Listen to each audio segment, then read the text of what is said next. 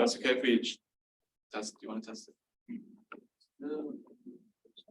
Oh, without it.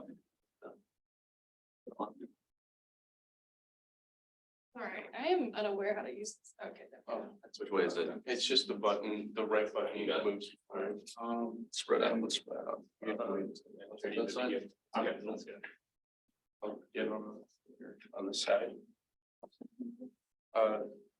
Hello, WAM Consulting. Welcome to the 24-hour preliminary round of CoMIS 2023. My name is Henry Jonas.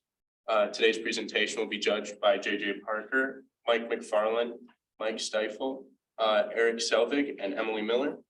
You'll have 25 minutes total, 15 minutes of protected presentation time and 10 minutes of Q&A. During the protected presentation time, judges are not permitted to interject and ask questions. If you finish your presentation before the 15 minutes end, you will still only have 10 minutes of questions. There will be a hard cutoff at 15 minutes, and we will be giving you a time warning when 3 minutes, 1 minute, and 30 seconds happen with this paper. You guys are good. Thank you. Okay. All right. Good morning, everybody.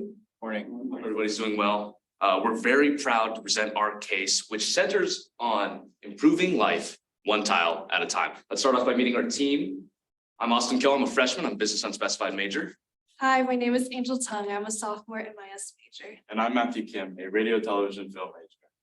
All right, so going right into today's agenda, here we first will be looking at our case context, see what our problem is and where it lies, our solution for that, our implementation plan for that, and lastly, our risks and mitigants. So going straight into our case context, what better way to look at our case context than to look at our teams to see what the heart of the pain points are.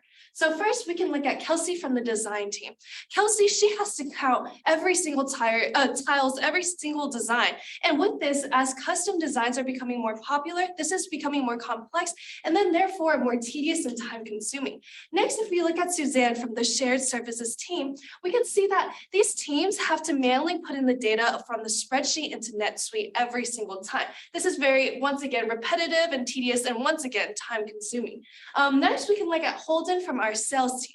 He is constantly telling us that he needs quotes from every different stages of the process. And for example, we have soft quotes, which is needed earlier on. And then finally, when things are more formalized and we need hard quotes. But because these quotes take so long to take, we lose out on opportunities and experiences of potential leads and projects. And lastly, our beloved CEO, Jonathan.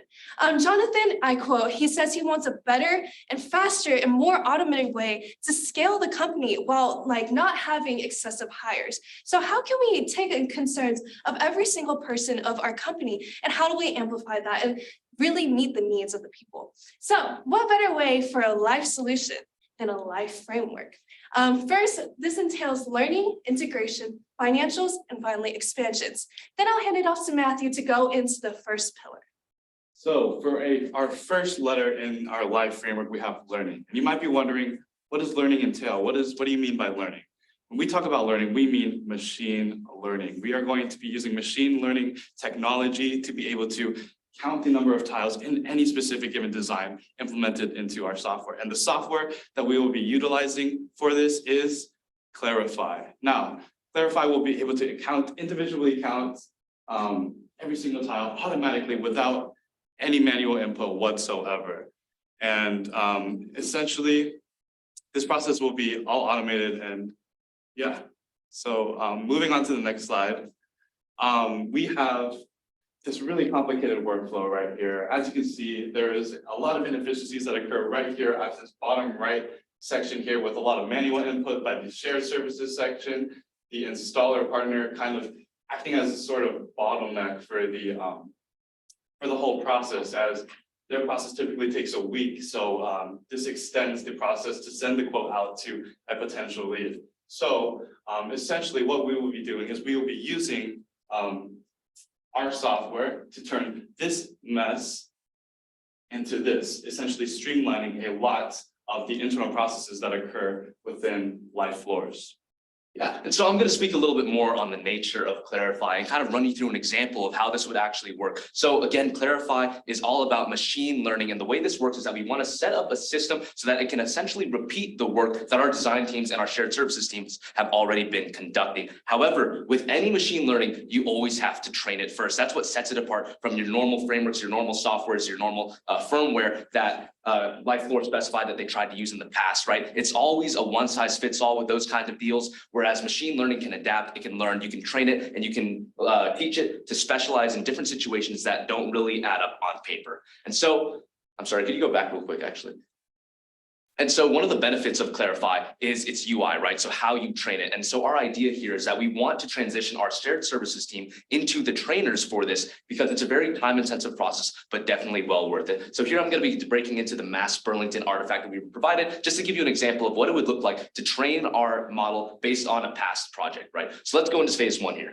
Phase one is image classification. So first off, we have to teach the machine to be able to categorize different parts of the image. So as you can see, we have around 5 different colors here. Each color, there's either the full squares or there's the partial squares that are lined along the edges. And so it's important that we teach the model to distinguish between these different categories and that we set these categories in stone early on in the process. Let's move on to phase two here. So actually, I'm going to zoom in on here just to kind of walk you through what that would look like. So phase two is image localization. So that's where we're drawing the bounds, right? So this is going to be done mostly manually by whoever's training the machine. They're going to go in there, they're going to select where the boxes are, right? Where the tiles are, so that it can teach the machine to be able to recognize where the tiles are depending on whatever grid lines or routing or whatever it is that it needs to look for. It can learn where these patterns are, and then it can start to understand how to break down an image according to just where the bounds of each component is. Let's move on to the next phase, which is image detection. So now that we have our bounds drawn, right, all the different categories are set, we can then categorize what's inside the bounds. So it'll look inside each bound, right? And so for example, I have just the different bounds for the complete squares here for the different colors, right, outlined here. Let's move on to the next part here.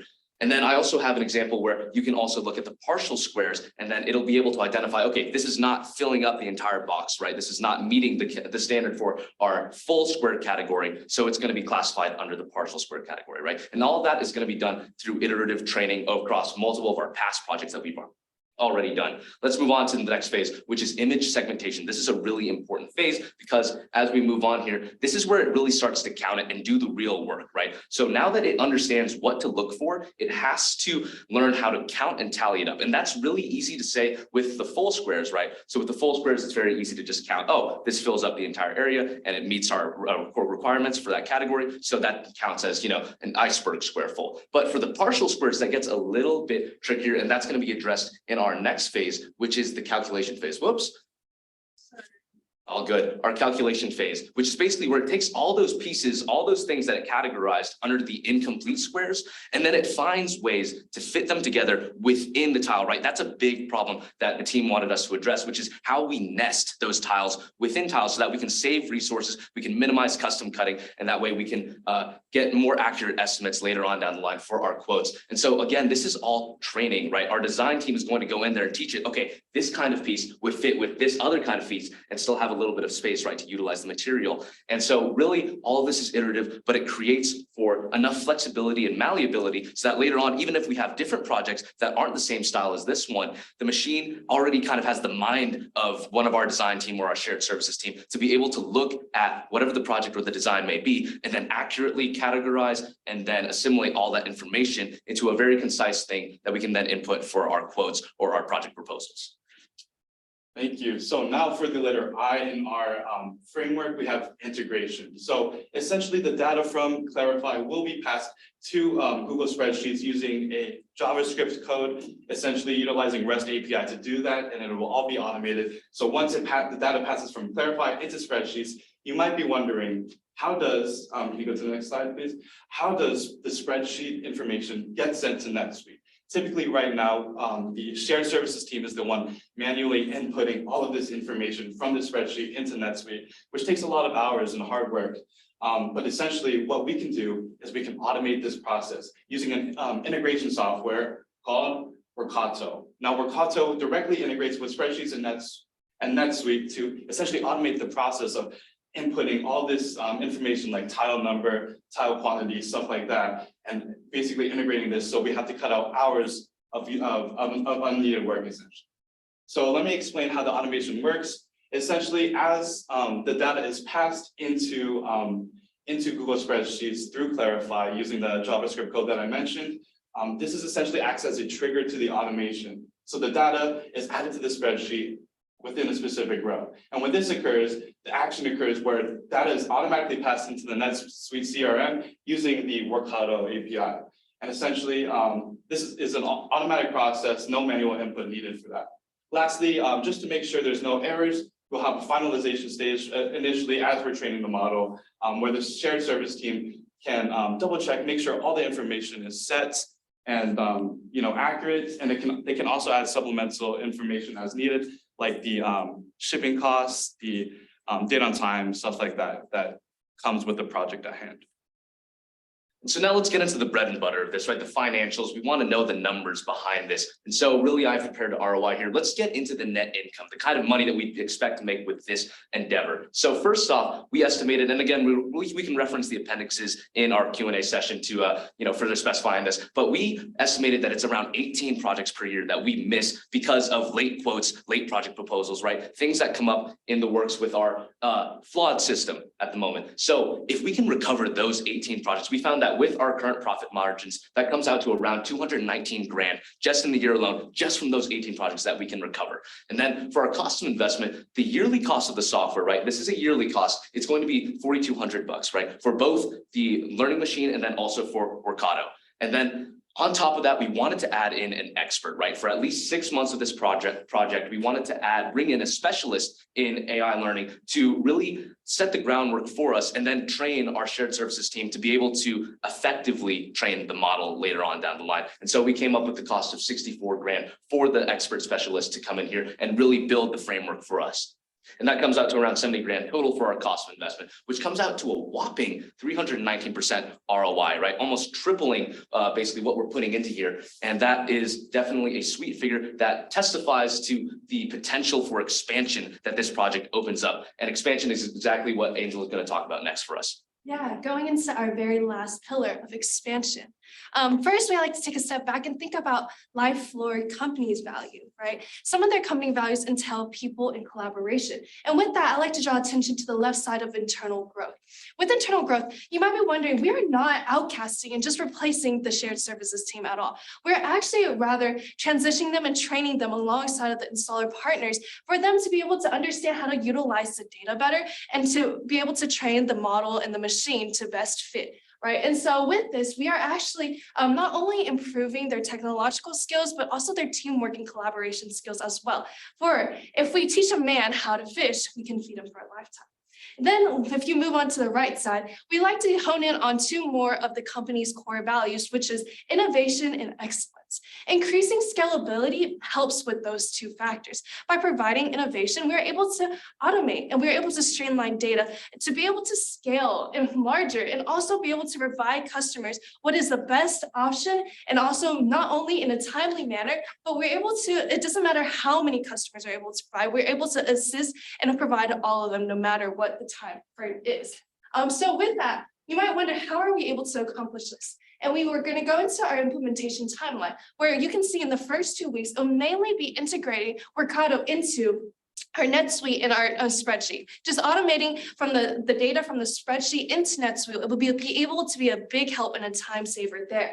And then if you move on to month 1, that's when our specialist trainer comes in, and that's when they really work alongside and guide our services team and the installer partners to be able to understand and learn like how to continues to make this model. So then later on, when they let go of the reins, we're able to walk into month 6, proudly and strongly be able to continuously updating and adapting to our new designs, our new customs, and to be able to let the machine understand and learn like continuously.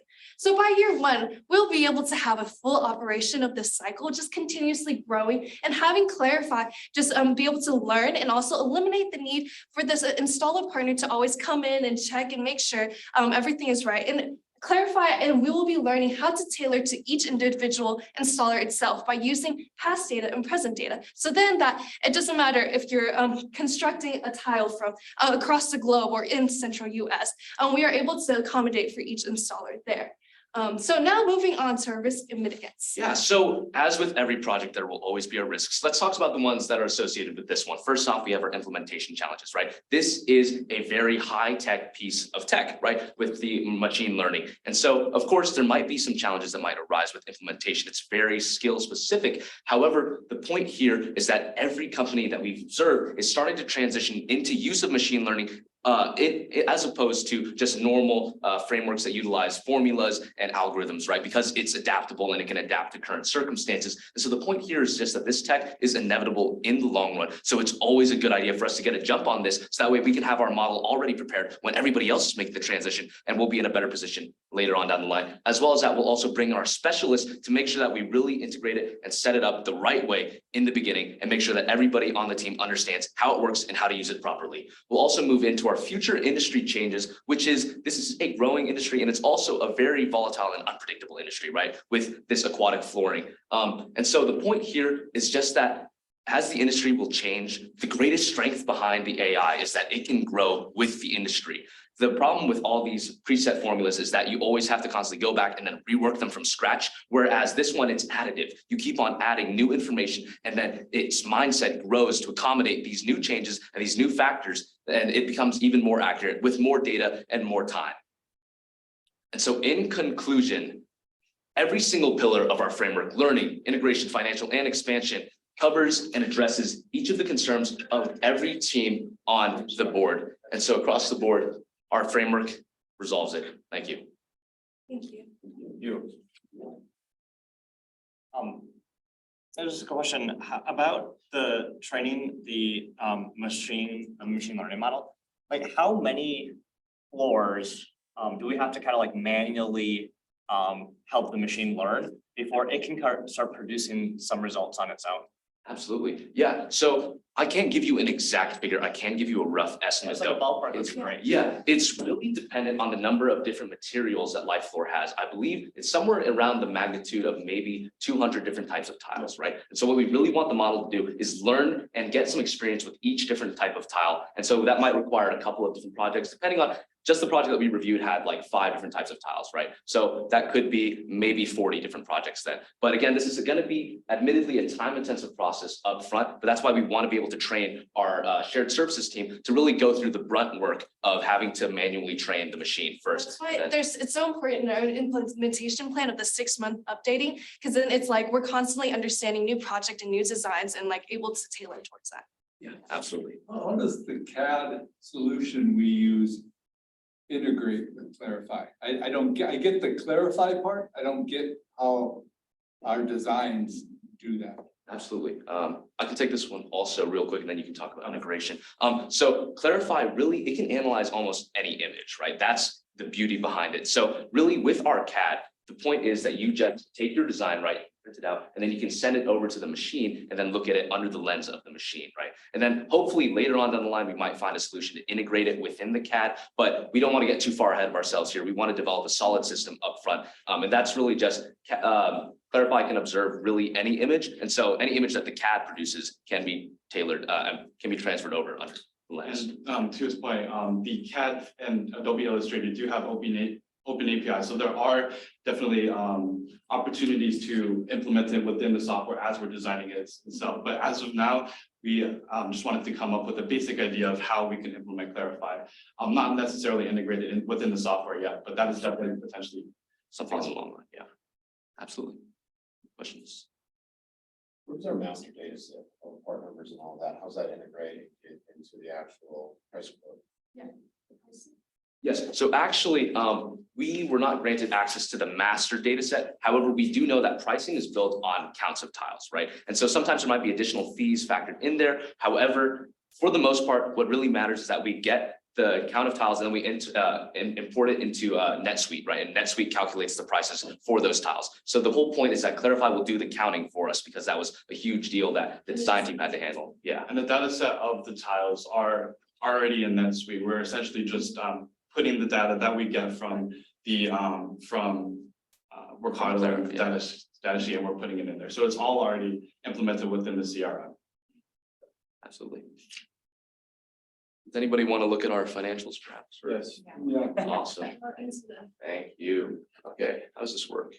This way, this way? Slide. Oh, other way. All right, here we go. Cool. So this is our first appendix. This is just some artifacts that we were provided. I can go over this. You guys can specify which ones we want. I did some sensitivity analyses to kind of estimate, first off, how much money we'd be making from the projects we miss. So the top one kind of estimates what kind of project, how many projects we're missing per year. And then the bottom one estimates how much profit we're making on each one, according to like the 64% profit margin that was answered in our Q&A Let's document. get to the expense side. Let's do it. Awesome. And so here we go. Here we have the expenses. So our yearly cost of just the software alone, right? So for Clarify, it's $300 per month, right? For the software. And then for Workato, actually, we weren't able to get an exact quote. However, we compared it to Zapier, which is a near comparable service. So Zapier was $50 per month. And so when we add that all up and then do it across an entire year, that comes out to around $4,200. And then for our specialist, again, real quick, he works for Amazon Recognition, right, which is with a K, and that's essentially a comparable service to Clarify, and it's actually even more complicated to implement. So we've wanted to find a comparable specialist that would be able to provide us the service we need. So as you can see, his rate is specified there by the hour, and so essentially, I did another sensitivity analysis to kind of guesstimate how many hours he would actually have to work across 6 months to really fully implement this. We came up to around 55 hours just per month, right? So when I put that all into a yearly format, that comes out to around 64 grand worth of money that we're paying our specialists. And so that's how we came up with the total cost of our investment. And then again, below that, you can see that we have the number of projects gained per year and then the different profits for those projects, which gives us our kind of profit estimate. And then we can do our net income divided by our cost of investment to get our ROI. Absolutely. Anything after this? No? Okay, awesome. Do you have any estimates on what would, how that will impact our support costs? Support costs, unfortunately not actually. No, we did not really get that many estimates on the support costs. However, I think the point is just that because this solution is two-pronged, right? We have the AI and then we also have Workato. Workato is the CRM kind of streamlining, right? And so we would kind of be reallocating the shared services people into the support role for the AI. So hopefully that would alleviate a lot of the support costs that would come with it because we're kind of transitioning instead of like straight up firing them because, you know, what most of their work would be eliminated by Workato. We're instead kind of moving them into this new position where they can do similar work, but for, you know, a greater good, I'd say. And then we were just given the information for the budgeting of this would just be 100K in the Q&A. And so our cost was made sure to be underneath that 100K. And I like to stress that we're not going to, while the month, like the software charges are going to be recurring, the specialist charge is not. That's just for 1 6-month period. And then after that, again, our ROI is going to shoot straight up because now we have our newly implemented system that can then handle this with minimal added costs aside from just the software charges. This is a long-term investment, for sure. And so you're saying implementation would just be a year essentially? Absolutely, yeah. Ideally, the most ideal, yeah. Yeah. But yeah, hopefully this year will just be a repeated process continuously. Like obviously we wouldn't have that specialist come in again, but like I said, every 6 months, we're gonna be training, like whether we bring upon new employees, new members, but that would always be. Did I miss it? What's the savings, people savings and or other savings we're getting with this solution? The project. Yeah, so really with the savings, essentially, I don't have an exact figure for you here, but most of the savings are coming from expenses that are being lost with whenever we have like a faulty project quote, right? Or every time we lose a customer, right? Essentially, it's more of a hypothetical savings, right? Because while, you know, if we send in a project proposal too late or it's inaccurate, right? And then our customer turns it down, that doesn't necessarily count as missed revenue. But we'd like to think of it as such, right? So really, the savings kind of comes from there. Otherwise, we're mostly shifting things around internally. And so there isn't too much happening on the internal side as far as adjusting any costs or savings, really. Do you have an estimate on like the time savings? Like a lot of times our quotes take a really long time getting back to the customer. Did you guys like so this new process? actually, in the materials that we were given, I didn't put it in the appendix, but Usually it takes around 2 weeks, right, to get back to them. That's the problem, right? It's to cycle it through the design team and then also through the installers. It takes around 2 weeks to get back to them, and then that number might be faulty. And so the point here is that eventually with enough training, the model can do it just like that. You can come up with the number, you send in the file, it'll analyze it, and then boom, spit out a number within a matter of minutes, maybe. We found that one of the biggest bottlenecks is getting the check by the installer essentially, and we can streamline that process to occur within minutes as we train our model more. So Yeah. I'm definitely saving a lot of time, you know, taking a process that would have taken a week, 2 weeks, turning that into a few minutes at most.